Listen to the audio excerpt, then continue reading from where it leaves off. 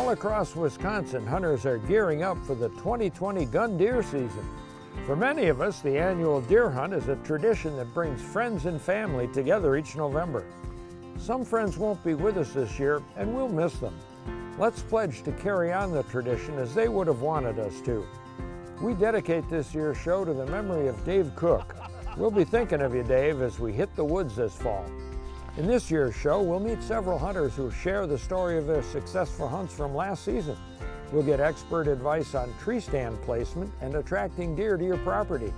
We'll also hear from legendary hunter Jim Shockey, look at opportunities for physically challenged hunters, get some tips on processing venison, and as always, provide a hunt forecast for each region of the state.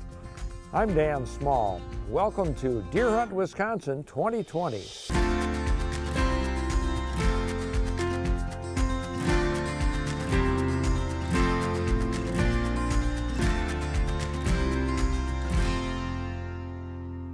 Many deer hunters wouldn't miss opening day, let alone the entire season.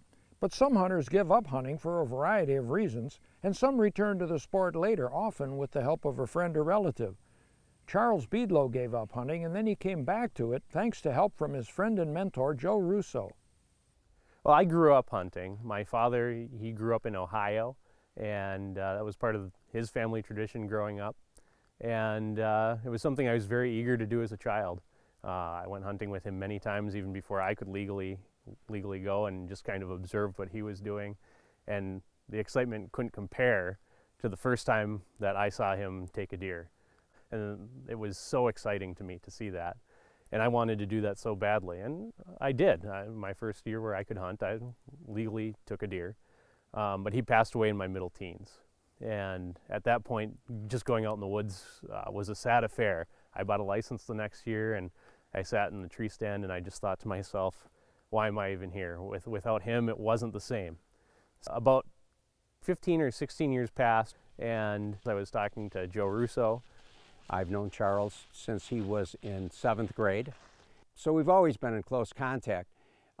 Charles came over probably, it was about a year ago maybe, and he said, I want to start doing some things with hunting. And I have 80 acres of property out here, and I said, hey, you're welcome to come out hunting on my property anytime you would like. And so he set me up in one position on his property while he was on the opposite corner of the property. I was sitting on my stand this morning, and I said to myself, the most important thing today for me would be for Charles to be successful. One of the reasons I feel that way is because it's been over 10 years. Charles' father passed away, and I know he hadn't been hunting since that time, and I know he really enjoyed it. And here he was going to give it a try again. The buck came in, a little spike, and I was able to turn around and get a good shot on him. A few bounds later, he was down. I heard the shot that seemed like it was from the direction where Charles was sitting. I decided to take a walk, and when I got down there, I looked at Charles and I gave him the thumbs up, and he gave me a thumbs up, and he showed me that he had gotten a spiked buck. I was just overjoyed by that. I know Joe Russo because he was my high school shop teacher, and so he's been a positive influence in my life, and I was glad that he was happy to hunt with me today. This year, deer hunting regulations are combined with regulations for small game, waterfowl, and turkey hunting in one booklet, which you can pick up at any licensed vendor or download from the DNR website. There are just a few changes in this year's regulations. The list of counties closed to baiting and feeding changes depending on where new cases of chronic wasting disease are found. The list of counties that offer an antlerless only hunt and/or extended archery and crossbow season has changed, and there are 3 bucks-only deer management units for 2020. You can purchase your license and select your antlerless tags, now called harvest authorizations, online through the Go Wild system or at a licensing agent. With each deer hunting license, you'll receive 1 buck harvest authorization valid in any unit statewide, and 1 or more farmland zone antlerless deer harvest authorizations valid in the deer management unit and land type of your choice. You no longer have to validate a carcass tag in the field or attach it to your deer, But while hunting, you must still carry proof that you have a license and the appropriate harvest authorizations for the area you're hunting and the type of deer, buck or antlerless, that you shoot.